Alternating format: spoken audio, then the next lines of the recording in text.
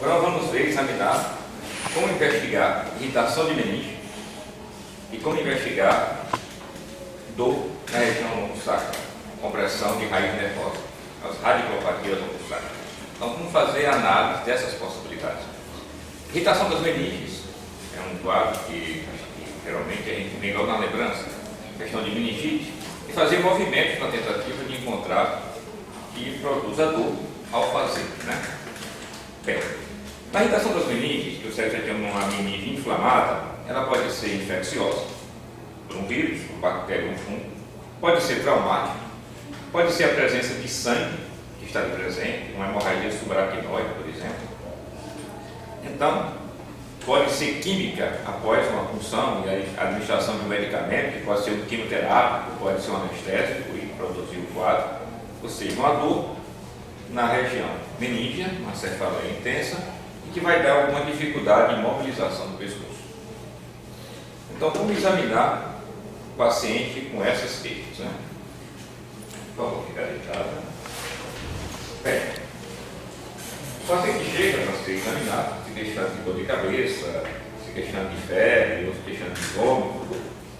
Bem, e ficou a suspeição que possa ter uma irritação, uma inflamação a nível das meninges. Então, como examinar? Primeira coisa, eu tenho que ter certeza que eu vou poder fazer um movimento brusco no pescoço e não vou produzir dano ao paciente. Eu tenho que afastar a possibilidade de rigidez da nuca, não pela irritação meníngea, mas por outros fatores, fatores musculares ou fatores ósseos, ou fatores cirúrgicos prévios. Então, quando você fazer esse exame, a primeira preocupação de você é entrevistar o paciente. Bom dia. Me examinar, eu quero fazer algumas perguntas.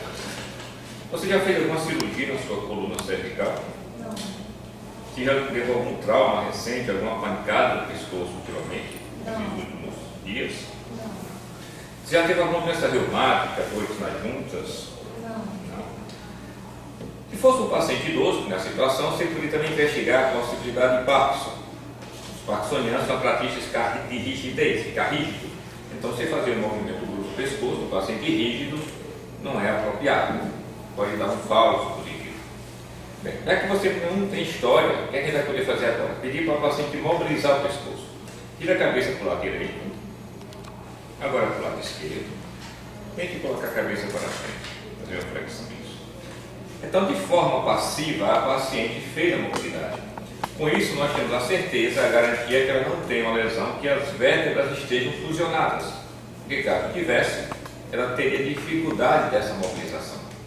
E se porventura o paciente estivesse em coma, não pudesse atender ao pedido, a gente poderia fazer movimentos leves na cabeça, a tentativa de ver se existia alguma dificuldade na questão óssea. O outro exame que tem que ser feito é palpar a musculatura posterior do pescoço, principalmente, para saber se ela está contraída e observar a presença de torcicolos. Porque caso esteja presente, o teste poderia produzir um falso positivo. Não tendo contraturas musculares, vendo que a mobilidade da cabeça está íntegra, não tem história patológica outra, aí sim a gente pode fazer a pesquisa do sinal de Brudzinski, que é o padrão ouro na tentativa de determinar se a pessoa tem irritação das meninges. Como é uma senhorita, a gente coloca a mão dela no tórax. Okay. Você vai colocar a mão na região occipital, na parte mais proeminente da cabeça. Avisa o paciente que esse movimento será todo do médico. A paciente não irá fazer mais, deixar apenas o pescoço livre. Com a sua outra mão, você coloca sobre a mão da paciente e avisa que vai fazer o movimento e vai tentar encostar o queixo no tórax da paciente, de uma forma súbita e segura.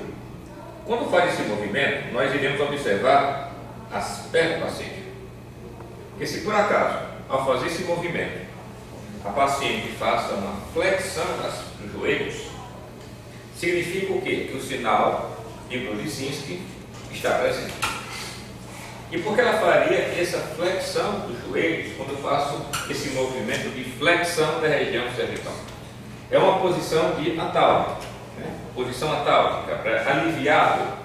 Porque quando eu faço a flexão do pescoço, eu estou estirando a meninge. Isso produz dor. O que é que ela vai fazer para reduzir a dor? Ela vai tentar encolher essa meninge. O que é que ela vai tentar encolher? Flexionando os membros. Consequentemente, esse movimento de flexão dos membros é um movimento para reduzir a dor. Irá acontecer o paciente acordado em coma e ele vai, se estiver acordado, se queixar que está doendo ou vai ter dificuldade em encostar o queixo no tórax.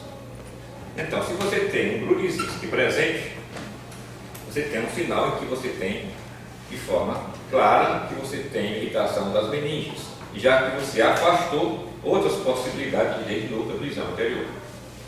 Então, o exame de Brudzinski só não pode ser feito, pesquisar o sinal de Brudzinski, se você tiver uma lesão, uma luxação das vértebras cervicais, que fizer esse movimento súbito, você pode piorar a situação e deixar o paciente tetraparético ou tetraplégico, não dá para fazer. Se o paciente tiver uma rigidez intensa, também pode atrapalhar bastante o exame não ser feito. O paciente que tiver uma osteoartrose da coluna, também não tem como fazer, que a mobilidade óssea impedirá a feitura. Então, quando se pode fazer a pesquisa do sinal de Brudzinski, nós iremos partir para outros sinais que não têm a especificidade do Brudzinski e não têm a mesma sensibilidade. Ou seja, são exames que a gente vai tentar fazer quando está impossibilitado de fazer a pesquisa do sinal de Brudzinski. Se Brudzinski deu ausente, o exame encerrou. Se deu presente, também encerrou. Se deu presente, você vai ter que fazer um fundo de olho para saber se tem papiledema. Caso não tenha, você pode, inclusive, depois fazer uma punção lombar para tentar diagnosticar o motivo daquela irritação das meninges. Não se pode fazer punção lombar sem fazer fundo de olho. Vamos deixar isso claro. Bem, caso não se possa fazer Brudzinski, a gente pode fazer algumas alternativas. Uma delas é o teste de Kernig. No teste de Kernig, iremos colocar a coxa da paciente a 90 graus com o tronco, a perna da paciente a 90 graus com a coxa. Essa mão vai segurar a perna para que a coxa não saia da posição e você vai levar a perna da paciente 30 graus e observar se existe alguma queixa de dor. Você faz um membro e faz o outro membro. A coxa está a 90 graus com o tronco, a perna está a 90 graus com a coxa. Essa mão aqui está segurando que a coxa não sai da posição e vou fazer 30 graus. Quando for fazer a pesquisa do Kernig, sempre vá para o outro lado da cama. Não faça atravessado do paciente. Não fique entre as pernas do paciente. Faça do outro lado. Para o Kernig, seu indicativo da possibilidade de uma irritação das meninges, tem que ter queixa de dor quando mobilizo as duas pernas. Se por acaso o paciente se queixar de dor apenas a mobilização de uma das pernas, não deve ser irritação das meninges. Se apenas uma das pernas refere dor, a lesão provavelmente é da coluna lombosacra, é uma radiculopatia do membro em que ela se queixou da dor. Então, para ser irritação da meninge, você teria que ter os dois membros na mobilização produzisse dor. Se por acaso eu não posso fazer nem Brudzinski, nem posso fazer Kernig, digamos que tem uma artrose de joelho, uma artrose de quadril, só me resta fazer um outro teste, e esse teste também é inferior ao Kernig, mas é o que se pode tentar fazer, que é o teste de Bickel. No teste de Bickel, o paciente estende a coluna dorsal, a cabeça está bem centrada, eu coloco o braço da paciente a 90 graus com o tronco, o antebraço a 90 graus com o braço, no mesmo plano do tórax, e vou fazer esse movimento de estirar o braço. Faço de um lado e se faz do outro lado. Novamente, nós temos o braço a 90 graus com o tronco, antebraço a 90 graus com o braço e faço o movimento de estirar o tronco. Se por acaso ela sentisse alguma dor, ela tentaria fazer ou a inclinação do pescoço em queixamento de dor. inclinaria para o lado que estava mobilizando. Para que fosse a irritação da meningite que eu pudesse suspeitar, ela teria que referir dor nos dois movimentos, nos dois braços. Se por acaso ela sentir dor apenas em um dos braços, provavelmente uma irritação das meninges. Pode ser uma radiculopatia do cervical. Então o teste não é específico e tem uma sensibilidade baixa. Okay? Seria uma última alternativa você fazer essa pesquisa. Quando o sinal ouro, o padrão ouro é o sinal de Brudzinski. Esse é quem faz a busca a princípio. Só em situações raras em que não se pode fazer, você parte para o Kernig ou se parte para o Piquet. Mas o certo, correto, o adequado, o padrão ouro, o específico e sensível é Brudzinski. Esses são os testes que a gente pode fazer para a agitação das meninges. Agora, como pesquisar uma radiculopatia lombosacral? O que é isso? Alguém que tem uma dor lombar, e essa dor lombar, ela tem a característica de irradiar para a perna, ou na parte posterior, ou na parte inferior, que pode ser do lado direito, ou pode ser do lado esquerdo. Uma queixa muito comum que tem nos consultórios de ortopedistas. As radiculopatias lombosacras, que você vai ter um exemplo clássico da hernia de disco, ela não é apenas hernia de disco, tem outras possibilidades associadas. Significa o quê? Que a sua raiz nervosa está sendo pinçada. Ela sai entre uma vértebra e outra e por algum motivo as vértebras estão pinçando para a raiz nervosa. Pode ser hernia de disco? Pode. Pode ser uma fratura de uma das vértebras? Também pode. Essa fratura pode ser associada a um trauma ou associada a uma fratura patológica. A pessoa possa ter uma osteoporose grave. Pode estar associado com metástase óssea, como tumor de mama, tumor de próstata, de vértebra. Pode estar associado com tumores associados com lesões ósseas, como mieloma múltiplo. Ou então, doenças infecciosas como tuberculose, como mal de Koch, em que você vai ter infiltração, uma fratura da vértebra e vai ter o pinçamento. E esse pinçamento irá produzir dor. E a dor é caracterizada de iniciar da coluna e descer por uma das pernas. O sinal clássico para a gente pesquisar dor e compressão de raiz nervosa, lombosacra, é o sinal de Laser. Para fazer a pesquisa do laser, a primeira coisa que você precisa saber: qual é a perna que dói? Qual é a perna que está doendo? A direita. Então, se a perna direita é a que dói, eu irei começar a examinar pela perna que não dói, pela perna esquerda. Então, no sinal do laser, iremos segurar na perna do paciente ao próximo tornozelo, a outra mão ficará em cima do joelho. Iremos colocar a perna a princípio a 30 graus. Por que a 30 graus? Porque nessa posição é uma posição de repouso que não deve produzir dor. Caso produza dor, tem algo errado.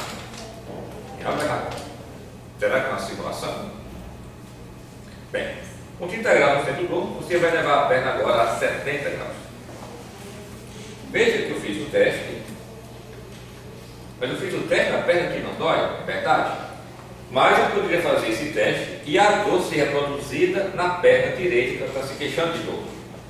Isso é conhecido como laser cruzado. Examinei a perna que ela não tem queixa e repliquei a dor na perna que ela se queixa.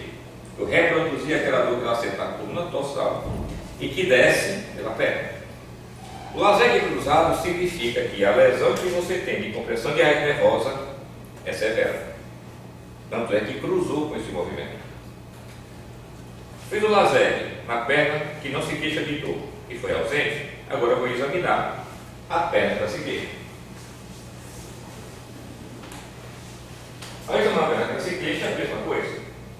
Você pega o tornozelo, coloca a mão sobre o joelho, coloca 30 graus, não é para sentir dor,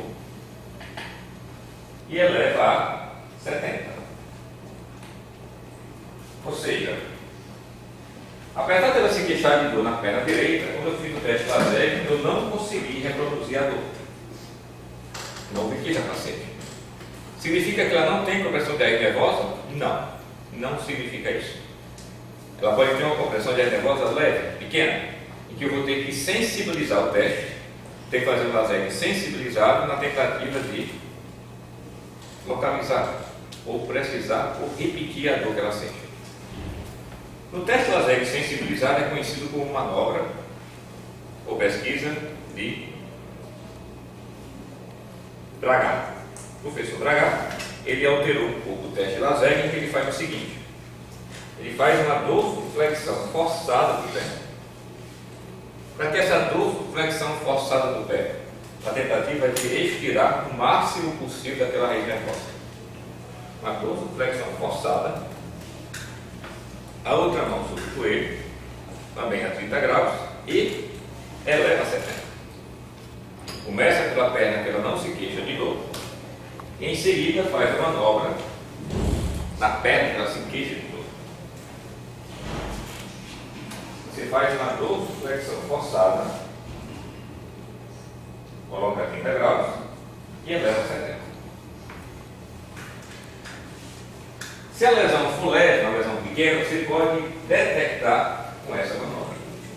Uma manobra do laser insensibilizado, ou manobra de Dragão. Só que tem alguns pacientes que a dor é tão intensa que nem sequer conseguem deitar na maca. Chega no consultório, o máximo que pode fazer é ficar sentado. Porque ficar sentado. Eu sei que ele para deitar na maca é dificuldade, tem muita dor. Então vamos ter que fazer um teste com o paciente sentado. E a perna que está se queixando é a perna direita. Então vou ter que começar com a perna esquerda. E que manobra que vai fazer? Manobra de Bechdel. Na manobra de Bechdel, vamos deixar o paciente com as mãos em cima das coxas. Iremos começar com a perna que não tem dor. E vamos levar a 30 graus, segurando o joelho para não ter flexão. Depois você examina a perna que ela estava se queixando de dor, que é a perna direita. Você coloca a perna e eleva a 30 graus. Se por acaso a paciente se queixasse de dor, ou se por acaso ela tentasse assumir uma posição antálgica, ela colocaria os braços para trás e tentaria inclinar um pouco, a tentativa de evitar o estiramento da raiz nervosa. Como não apresentou, você pode sensibilizar o teste de Bechdel, as mãos para frente. Vamos elevar 30 graus. Esse teste, você eleva 30 graus e vê se a paciente vai se queixar de dor. Então, você sensibilizou o teste fazendo a manobra com as duas pernas simultaneamente. E ela faria um movimento para trás e seguraria, caso tivesse dor da compressão da raiz nervosa. E tem pacientes que também nem sequer conseguem sentar, tamanha a dor que está apresentando. Então, seria com o paciente em pé. Pedimos que o paciente ficasse em pé, com um pé próximo do outro, sem encostar. Agora, com a ponta dos dedos das mãos, tentar encostar na ponta dos dedos dos pés. Ok. Como é que o teste de Nery estaria presente? Obrigado. Quando fosse fazer esse teste, quando for fazer esse movimento, ela flexionaria a perna que ela se queixa. Faria uma flexão na tentativa de proteger o estiramento do nervo que você está produzindo. Então, a presença do sinal de Nery no membro inferior direito. Ou seja, a lesão é do mesmo lado, é ipsilateral. Se por acaso fosse a perna esquerda, quando fizesse esse movimento, ela faria flexão do joelho esquerdo, na tentativa de aliviar a dor e o sofrimento. Teste de Nery, que é feito quando o paciente está em pé, que não consegue ficar sentado e nem sequer consegue ficar deitado. Qual é o sinal, qual é o teste clássico? Laser, que faz com o paciente decúbito dorsal. Esse é o teste preferido. Os outros testes, sentado em pé, é quando existe algum empecilho de mobilidade e muita dor do seu paciente. Se você tem uma compressão de raiz lombosacra, como é que eu posso saber se a região está lombar ou se é sacra? Você pode pedir para o paciente andar com os calcanhares. Ali com os calcanhares assim.